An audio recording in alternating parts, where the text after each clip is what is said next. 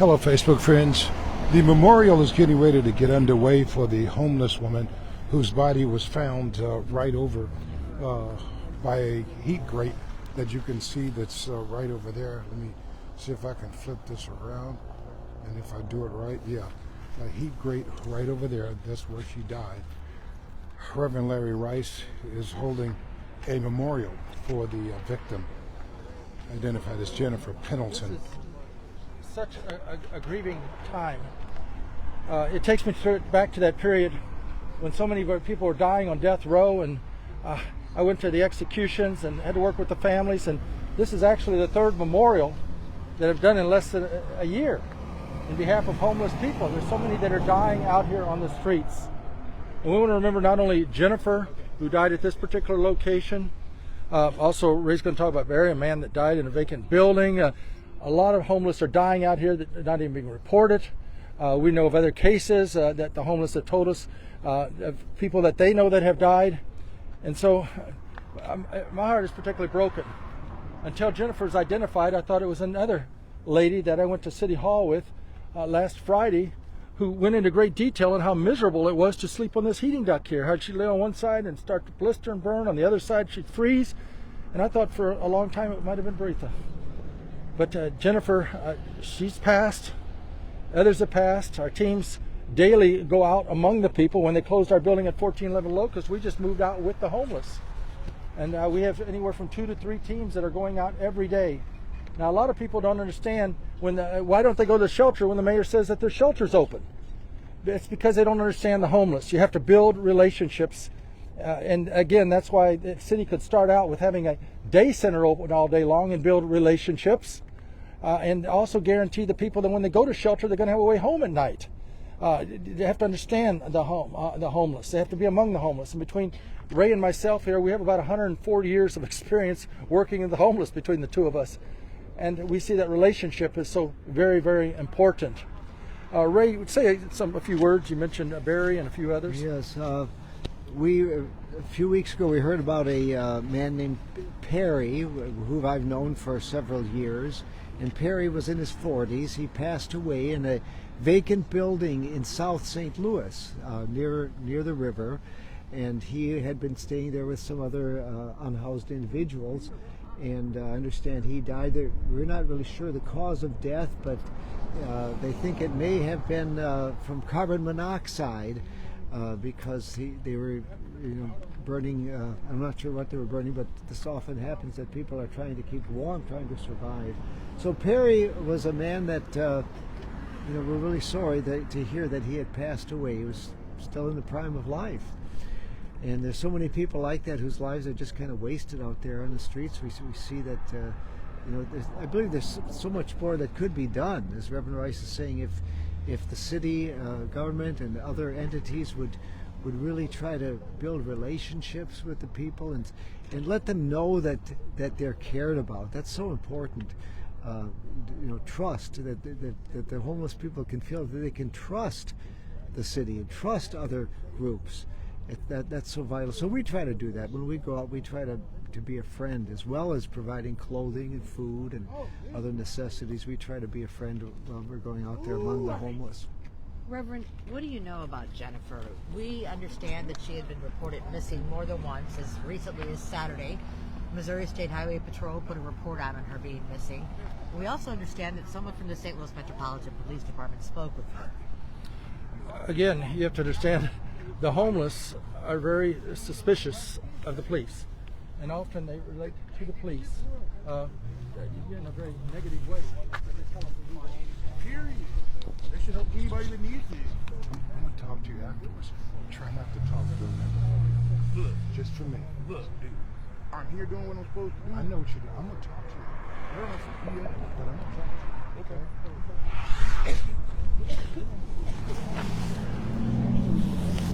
From the homeless that have actually stayed with her, but they're suffering from grief and reflecting in frustration and anger.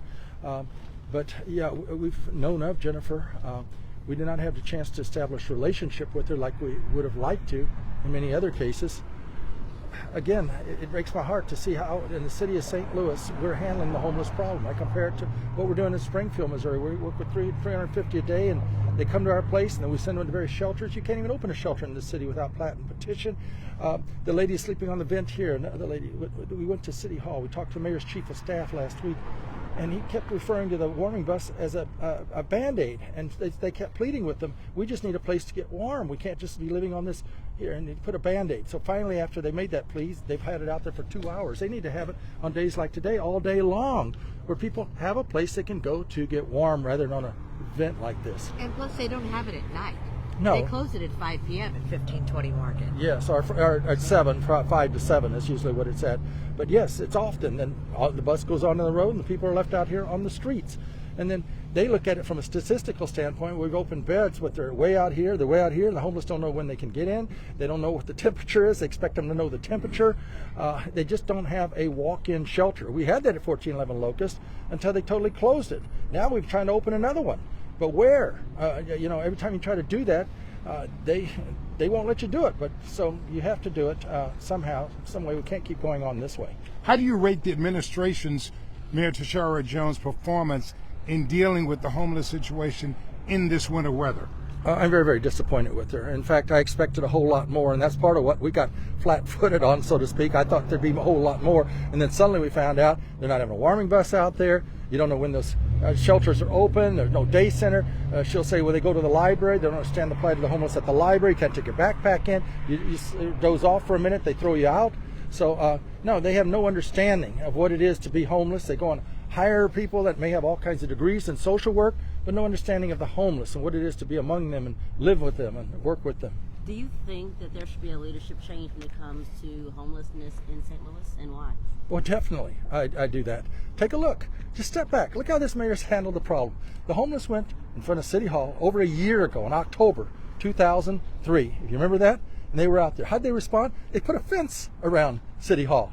And then a couple of homeless men out of just total meltdowns, and they die, they're shot. So they moved the fence from Tucker all the way down to 14th Street and fence across. I don't know of a city in the United States.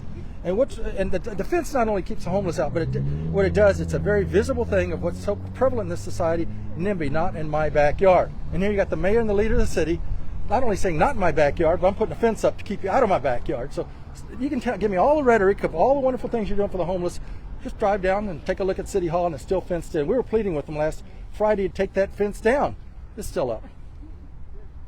Are they doing enough for the homeless, the pop-up shelters, organizations like yours, and people who are really out there helping them? No, not at all. The pop-up shelters, there's a few very noble ministers that are trying to handle it by themselves. They don't get assistance.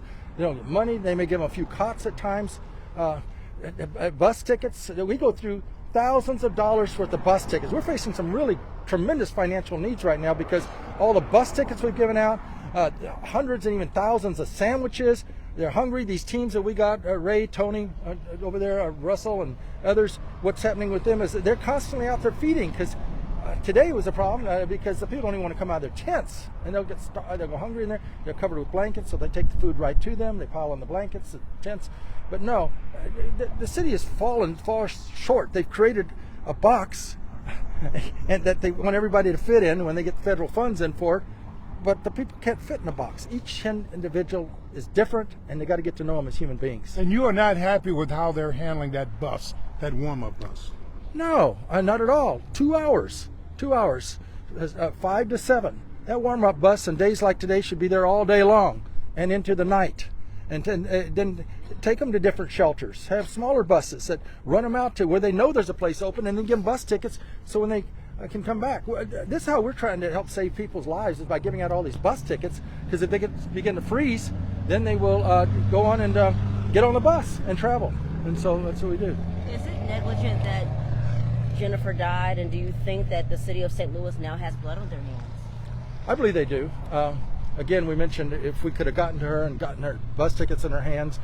Some of her grieving friends here, they did everything they could for her. Their hearts are broken over this. I mean, these are human beings that we're dealing with that are out here. And when one of their own dies like that, it crushes them. And like I said, this is our third memorial service in just a matter of months for the homeless. And it grieves me. We see this. And we could do so much better as a city with ARC money. We never had that before. RAM settlement money. These people can't pay the politicians back. They can't give them donations and give them votes. But hey, we got to get beyond that. We've got to be able to hear and help human beings because we're a caring society. St. Louis has always been a caring society, but we can't see the love of many growing cold. We've got to, if you're a believer and you truly say you're a follower of Christ, you can't help but be out here because this is where Jesus is. He said, "Foxes have holes, birds have nests, but he, the Son of Man, had nowhere to lay his head." I want to ask you a question. Do you mind saying something? You knew Jennifer, Yes. didn't you? What kind of person was Jennifer? Jennifer was one of the best of us. She was real considerate of others around her. She always tried to help. She always tried to be the kind of person that you could come to in your time of need. I had an issue where I got stabbed, and Jennifer was the person that held me together until the ambulance got here. 45 minutes of me bleeding on the ground. She saved my life, and I couldn't save hers in return. It doesn't sit well with me. It doesn't. I do outreach. I stand in the gaps. A lot of times these organizations leave at 5 o'clock, and I'm out here by myself. $50 would have saved Jennifer's life, but because of how the shelters operate, I was out of commission. They made me go to a hospital because I was exhausted. I look at my phone the next day, and it's been blown up. "Biggie, come help me. Biggie, come help me." And then the last message is her telling You me... mean messages from Jennifer? Yes. Go ahead, tell me. The last message, she said, "It's okay. I'm warming up." And I know that's hypothermia. I know it is. Had I been active, I could have came out here and saved her, but the system set in place killed my friend. This hurts you a lot. Yes, it does.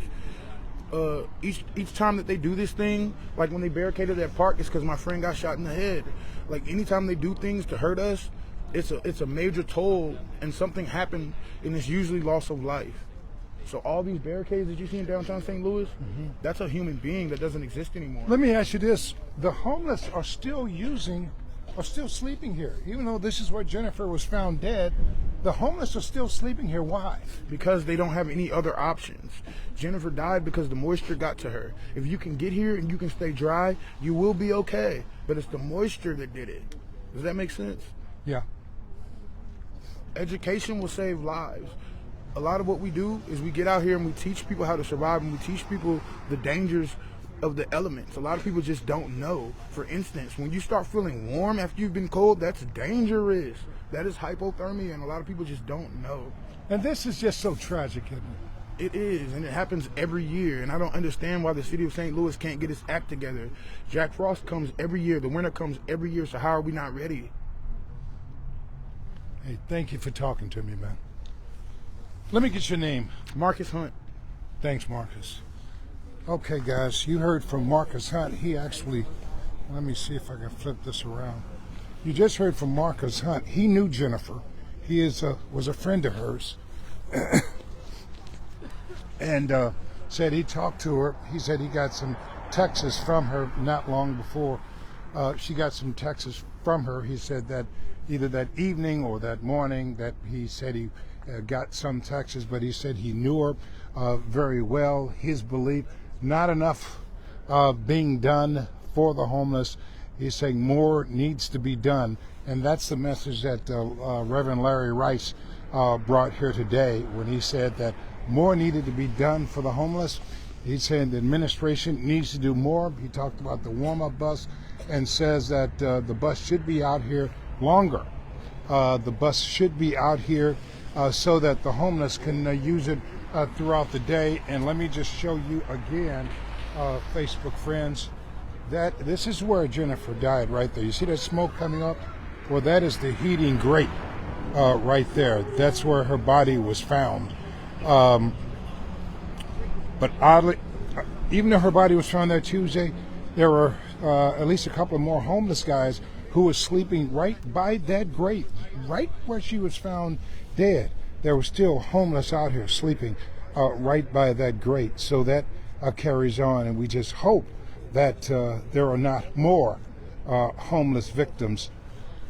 People out here trying to stay warm by that grate. That's where Jennifer was found, and that's where a couple of other homeless guys I saw when I first got here were sleeping right there on that grate. So any event, certainly a tragic occurrence with the death of Jennifer Pendleton, as homeless organization New Life Evangelistic Center comes here as a memorial to pay their respects to the death of this homeless woman, and also to plead with St. Louis City government to do more. You know I'm going to stay on top of this, my Facebook friend.